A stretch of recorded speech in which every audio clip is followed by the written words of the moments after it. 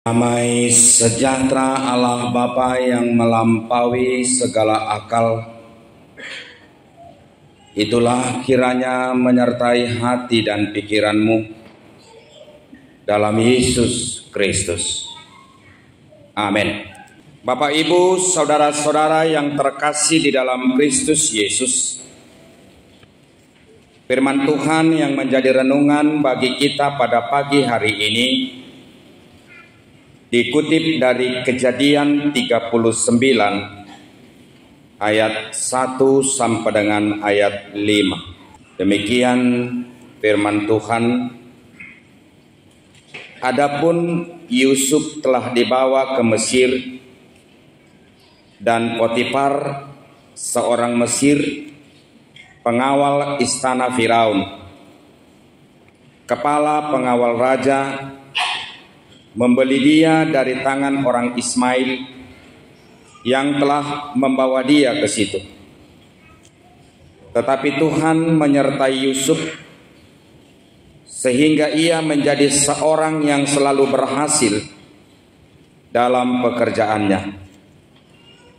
Maka tinggallah ia di rumah tuannya, orang Mesir itu. Setelah dilihat oleh tuannya bahwa Yusuf disertai Tuhan dan bahwa Tuhan membuat berhasil segala sesuatu yang dikerjakannya, maka Yusuf mendapat kasih tuannya dan ia boleh melayani dia. Kepada Yusuf diberikannya kuasa atas rumahnya dan segala miliknya diserahkannya pada kekuasaan Yusuf. Sejak ia memberikan kuasa dalam rumahnya dan atas segala miliknya kepada Yusuf, Tuhan memberkati rumah orang Mesir itu karena Yusuf. Sehingga berkat Tuhan ada atas segala miliknya, baik yang di rumah maupun yang di ladang. Demikian firman Tuhan. Yakub terpaksa harus menuruti perintah dari istrinya, yaitu adalah yang bernama Rahel, agar ia kembali menikah, karena keluarga ini telah lama berlangsung tetapi belum dikaruniai seorang anak. Ini adalah menyangkut kerinduan dari seorang wanita yang begitu merindukan kehadiran dari seorang anak di tengah-tengah keluarga. Itulah yang mendasari Rahel bermohon kepada suaminya Yakub, dan dia rela supaya si sang suami biarlah menikah kembali. Sekalipun sebenarnya dari hati nuraninya yang paling dalam dia tidak setuju dengan permohonan itu, tetapi Bapak, Ibu, saudara-saudara, Yakub terpaksa melakukan hal itu. Atas permohonan itu Yakub menikah kepada 3 wanita. Wanita yang pertama adalah bernama Bilha, dan mereka dikaruniai 2 anak, yaitu yang bernama Dan dan Naftali. Kemudian dia menikahi wanita yang kedua atau yang ketiga jika Rahel dihitung. Mereka dikaruniai 2 anak, yaitu yang bernama Gad dan Asa. Kemudian Yakub menikahi wanita yang ketiga, yaitu bernama Lea, dan mereka dikaruniai 2 anak, yaitu yang bernama Isasar dan juga Dina. Namun seiring dengan berjalannya waktu, Tuhan memberkati rahim daripada Rahel. Luar biasa Bapak Ibu saudara-saudara, di hari tua daripada Yakub, Rahel, ternyata janji Tuhan itu tetap kekal dalam situasi dan kondisi yang bagaimanapun. Kemudian Bapak Ibu saudara-saudara, Rahel mengandung dan dia melahirkan 2 anak, yaitu adalah yang bernama Yusuf. Siapakah temannya lahir dari ibunya Rahel? Yaitu adalah Benjamin.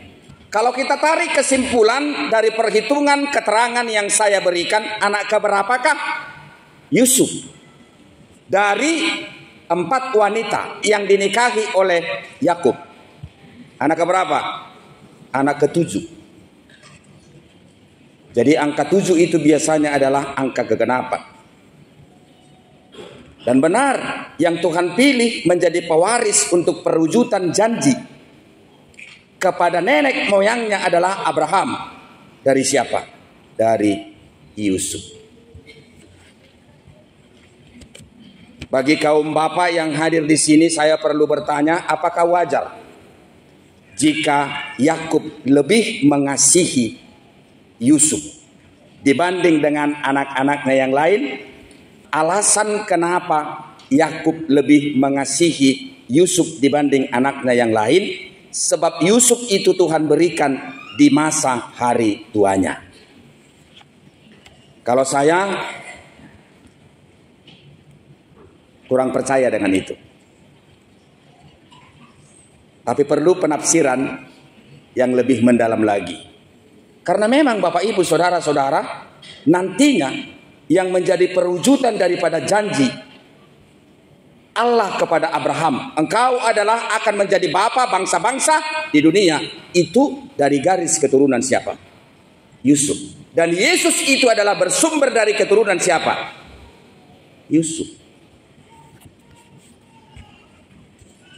Bapak Ibu saudara-saudara, Yakub begitu mengasihi Yusuf, ini adalah menimbulkan kecemburuan yang sangat luar biasa kepada abang-abangnya. Dan kecemburuan itu semakin tersulut ketika Yakub sebagai ayah menempahkan pakaian kehormatan atau pakaian kerajaan, dan itu diberikan kepada Yusuf di depan saudaranya yang lain. Pakaian sapuborna di bahasa Batak.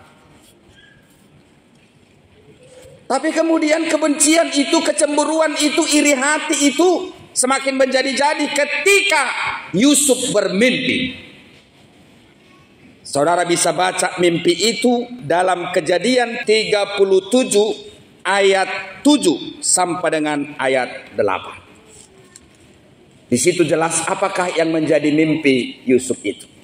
Tampak ketika sedang di ladang mengikat berkas-berkas gandum, lalu bangkitlah berkasku dan tegak berdiri. Kemudian datanglah berkas-berkas kamu, berkas-berkas abangnya maksudnya, sekalian mengelilingi dan sujud menyembah kepada berkasku itu. Lalu saudara-saudaranya berkata kepadanya, apakah engkau ingin menjadi raja atas kami? Apakah engkau ingin berkuasa atas kami? Jadi makin bencilah mereka kepadanya karena mimpinya dan karena perkataannya itu. Bukan sampai di situ saja. Kemudian ada mimpi yang kedua. Ayat 9. Lalu ia memimpikan pula mimpi yang lain, yang diceritakannya kepada saudara-saudaranya. Katanya, aku bermimpi pula tampak matahari, bulan, dan 11 bintang sujud menyembah kepadaku. Setelah hal itu diceritakannya kepada ayah saudara-saudaranya, maka ditegur oleh ayahnya, mimpi apa mimpimu itu? Masakan aku dan ibumu serta saudara-saudaramu sujud menyembah kepadamu sampai ke tanah? Maka inilah hati saudara-saudaranya kepadanya, tetapi ayahnya menyimpan hal itu dalam hatinya. Bapak Ibu saudara-saudara, inilah awalnya sehingga saudara-saudara daripada Yusuf itu berencana untuk menghilangkan nyawa dari adiknya, yaitu adalah Yusuf. Jadi dak tikos padohan ni halak bataki makuling do mudar ninna, idia do pakulingna. Ay molo makuling do mudarna, dangula honon ni hahanayo. Bapak Ibu saudara-saudara, istilah yang dikatakan oleh orang Batak itu makuling mudar, ternyata itu tidak ada apa-apanya. Yang benar itu adalah apa? Kasih yang bersumber benar-benar dari siapa? Dari Tuhan. Jika darah itu adalah bersuara, abang-abang daripada saudara-saudara daripada Yusuf ini tidak tega melakukan tindakan ini kepada adiknya sendiri yang bernama siapa? Yusuf. Lalu mereka diskusi. Kita hilangkan saja nyawa daripada adik kita ini. Lalu hasil diskusi mereka berakhir dengan apa? Kita lempar saja dia kemana? Ke dalam sumur kosong. Lalu setelah mereka melemparkan si Yusuf ini ke dalam sumur kosong, lalu lewatlah saudagar daripada Midian. Lalu mereka ambil. Seiring dengan itu lewatlah orang kaum Ismail. Jadi kaum Ismail itu lewat, lalu saudagar daripada Midian itu menjual si Yusuf kepada kaum Ismail. Lalu kaum Ismail inilah yang menjual Yusuf kepada siapa? Kepada Potifar. Itulah Bapak Ibu saudara-saudara alur ceritanya, sehingga Yusuf itu sampai ke rumah pengawal raja, yaitu adalah yang bernama siapa? Yang bernama Potifar. Apakah Potifar mempercayai Tuhan daripada yang dipercayai oleh Yusuf? Tahu. Dan nats itulah yang kita baca pada hari ini. Saya harus menceritakan alur cerita itu supaya saudara benar-benar meletakkan pikiran saudara kepada nats khotbah yang akan saya terangkan kepada saudara-saudara. Supaya saudara tidak bertanya, gimana sih ceritanya si Yusuf ini bisa sampai ke rumah daripada Potifar itu. Lalu bagaimanakah peranan daripada Yusuf ini di rumah Potifar? Itulah yang menjadi khotbah bagi kita pada hari ini Bapak Ibu saudara-saudara. Jadilah berkat Tuhan dimanapun saudara berada, dalam situasi dan kondisi yang bagaimanapun,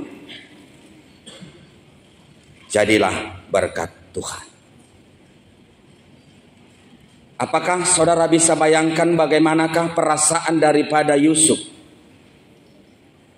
ketika dia harus berada di negeri orang dan keberadaan dia ada di situ adalah bukanlah dia sengaja. Dan kita tahu melalui cerita yang sudah saya sampaikan itu, dia ada di sana adalah hasil dan buah daripada kebencian. Dan kebencian itu bukan datangnya dari orang lain, tetapi kebencian itu datang dari dirinya sendiri, dari keluarganya sendiri, dari saudara-saudaranya sendiri. Dan mungkin Bapak Ibu saudara-saudara, dia dalam keadaan tidak sadar sampai ke Mesir. Mungkin Bapak Ibu saudara-saudara yang terkasih dalam Yesus Kristus, apapun masalah, keadaan, problema yang kamu hadapi pada hari ini, mungkin engkau dalam keadaan yang tidak sadar sampai ke posisi dan situasi yang sedang kamu hadapi itu saat ini. Lalu ketika engkau sampai di sana, lalu ketika Yusuf sampai di Mesir, apakah yang boleh dia lakukan? Ketika engkau pada saat ini berada di posisi Mesir kehidupanmu, Potifar kehidupanmu, apakah yang bisa kamu lakukan dalam kehidupanmu? Dan yang paling menyedihkan, Potifar dan Mesir yang kamu alami itu pada hari ini adalah bersumber dari dirimu sendiri. Itu sangat menyakitkan. Sangat menyakitkan. Tapi marilah Bapak Ibu saudara-saudara kita perhatikan ketika Yusuf sampai di Mesir. Disinilah titik balik kebesaran, kepedulian, perhatian. Mata Tuhan tertuju kepada dirinya. Ketika saudara mengalami penderitaan, pergumulan, air mata yang tidak pernah berhenti pada hari ini, percayakah saudara bahwa itulah titik awal Tuhan memberikan perhatian yang sangat luar biasa terhadap dirimu pada saat ini? Harus bisa. Ketika Yusuf sampai di Mesir, dia tidak menjadi pribadi yang fokus kepada kejahatan saudara-saudaranya. Dia tidak menjadi pribadi yang fokus terhadap penderitaan yang sedang dialaminya. Dia tidak menyesali hidupnya. Dia tidak apatis, tetapi dia menjadi seorang yang senantiasa berharap bahwa Tuhan punya janji akan seluruh proses keberlangsungan alur kehidupan yang terkadang unik, misteri dalam kehidupan setiap orang. Tetapi kita tidak bisa menyelami perjalanan dari setiap orang. Tetapi marilah kita meyakini bahwa bagaimanapun alur dari perjalanan kehidupan kita masing-masing, Tuhan sudah menyediakan janji yang terindah bagi kehidupan kita masing-masing. Asal kita menjadi pribadi yang mau dan fleksibel, tanda kutip, masuk kepada jalur yang sudah Tuhan tentukan. Ketika kita tunduk dan patuh terhadap alur itu dan setia, Tuhan akan menyediakan mahkota yang terbaik. Dan bukan hanya itu saja, hidup kita akan menjadi berkat bagi diri kita dan juga bagi orang lain. Bukan hanya bagi orang lain, bahkan bagi orang yang tidak pernah mengenal Allah yang kita sembah. Yaitu adalah siapa? Potifar.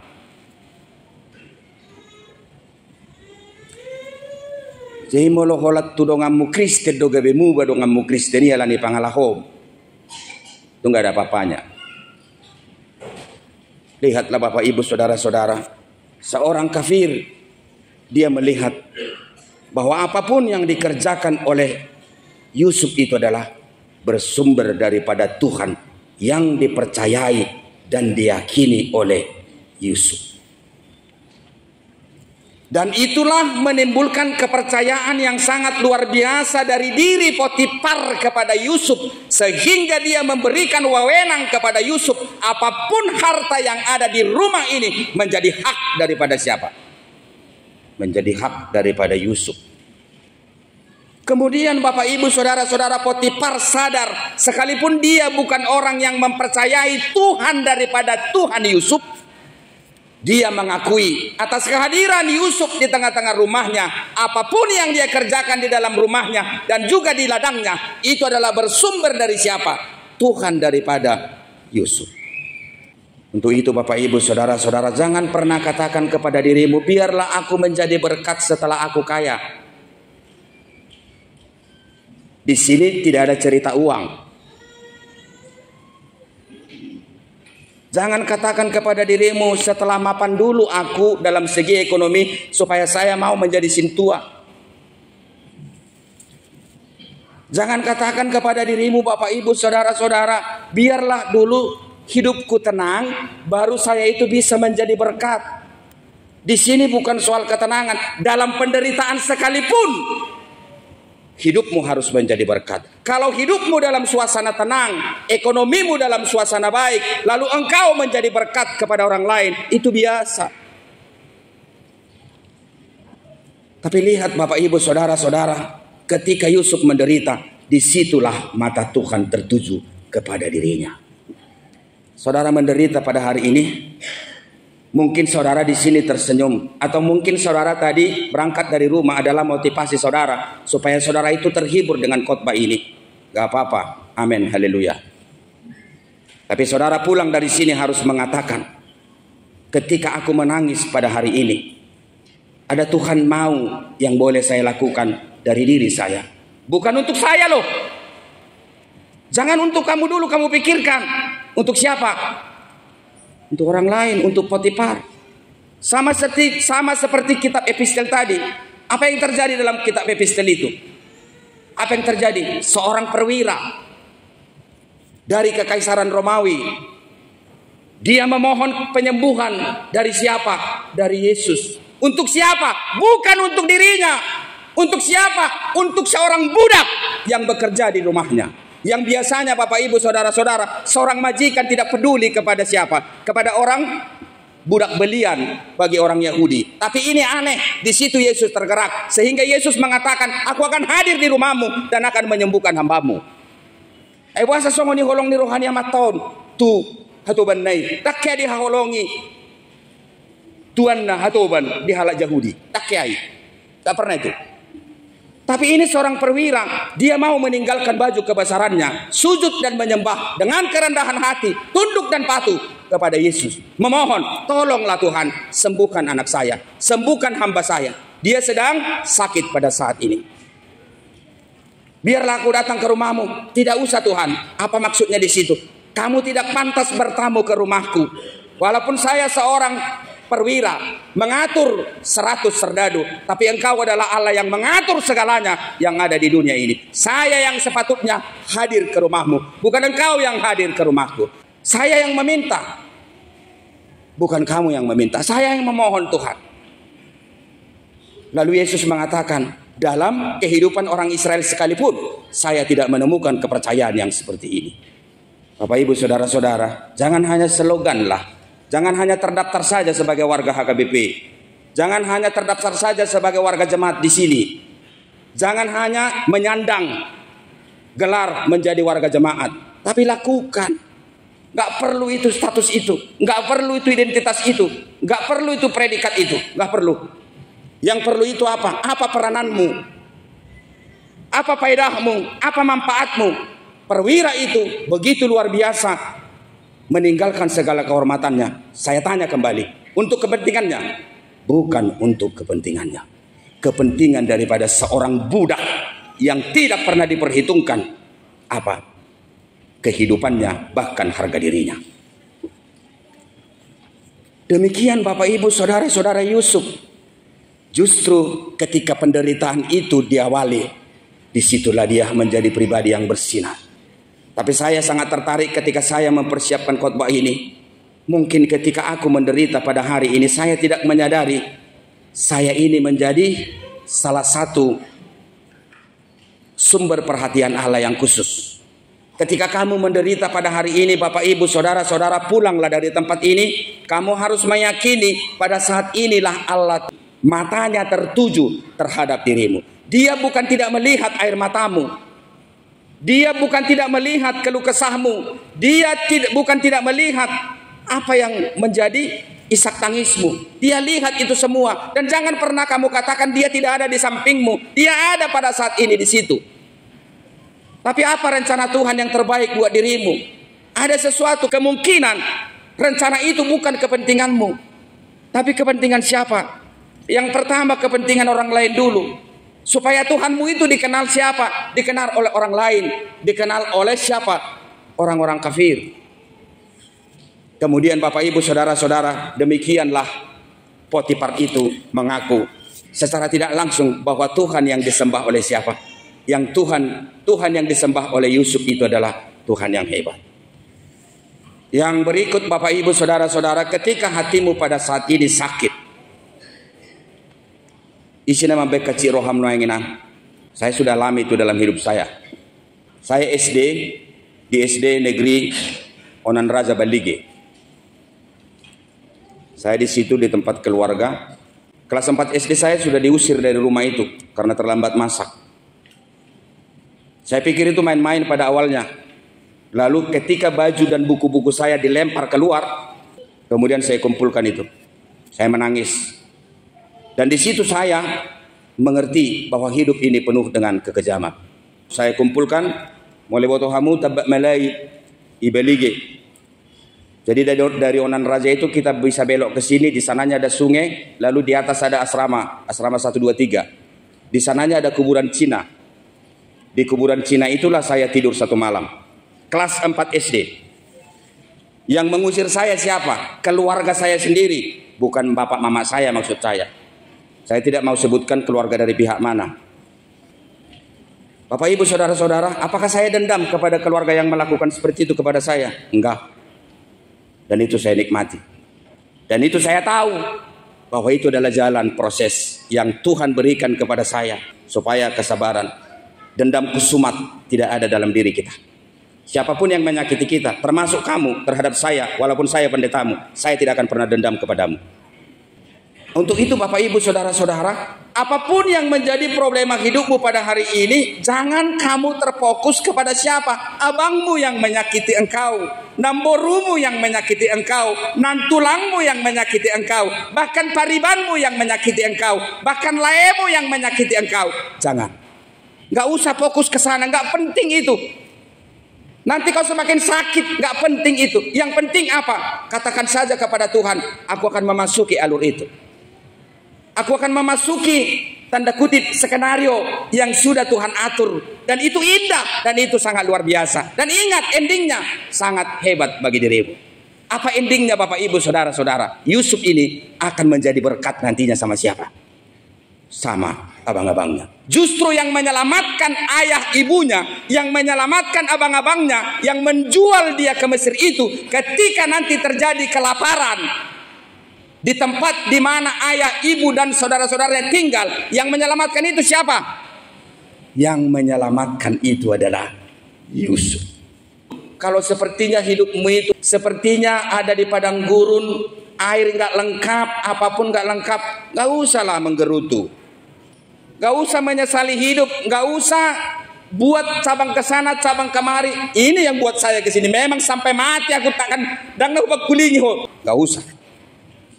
Jadi jangan ada catatan hitam di dalam hidupmu akan orang-orang lain yang menyakiti engkau. Itu ingat. Selama engkau hidup jangan ada catatan hitam di buku harianmu terhadap orang-orang lain yang membuat hidupmu menderita, yang membuat hidupmu sengsara, yang membuat hidupmu apa? Menangis, terisak-isak. Hapus itu. Pulang gereja nanti hapus. Karena semua itu adalah mungkin bagian dari skenario rencana Tuhan yang terbaik. Untuk itu Bapak Ibu Saudara-saudara, jadilah kita berkat. Saat dan kondisi dan situasi yang bagaimanapun harus menjadi berkat. Bukan hanya untuk diri kita, bahkan harus lebih baik. Jangan dulu untuk diri kita, biarlah untuk Potifar. Jangan dulu untuk diri kita, baiklah untuk hamba kita. Seperti perwira tadi. Bukan hanya untuk hamba dan Potifar, terutama kepada mereka yang belum mengenal Tuhan yang kita sembah dalam kehidupan kita. Bapak Ibu Saudara-saudara, kamu yakin kuat? Kuat. Memang saya menyadari hidup ini terkadang sama seperti sebuah perahu yang kita tumpangi dan kita sedang mengarungi sebuah lautan yang panjang. Tetapi perahu ini adalah sebuah perahu yang bocor. Lalu yang menjadi pertanyaan, bagaimanakah kita bersikap menjalankan perahu ini dengan berusaha mengeluarkan air dari perahu ini keluar. Yang menjadi pertanyaan Bapak Ibu Saudara-saudara, apakah kamu bisa mengarunginya? Bisa. Asal kamu punya timba yang benar-benar bisa bertahan. Tapi kalau kamu punya gayung yang rapuh, tidak mungkin. Yang menjadi gayung bagi dirimu apa? Roh Tuhan. Yang menjadi gayung bagi dirimu apa? Kristus. Haguguun di batang. Ikubui. Jadi adik kami di sini, rileks saja. Senyumlah. Pulang dari sini senyum. Seberat apapun yang menjadi persoalanmu, senyumlah. Seberat apapun yang menjadi persoalanmu, fokuslah kepada pekerjaanmu. Sebesar apapun yang menjadi pergumulanmu, katakan kepada Tuhan, sama seperti Yusuf, hidupku yang sedang berada di Mesir, saya harus menjadi sebuah alat untuk menciptakan perubahan kepada orang lain. Kepada siapa? Kepada Potifar. Amin.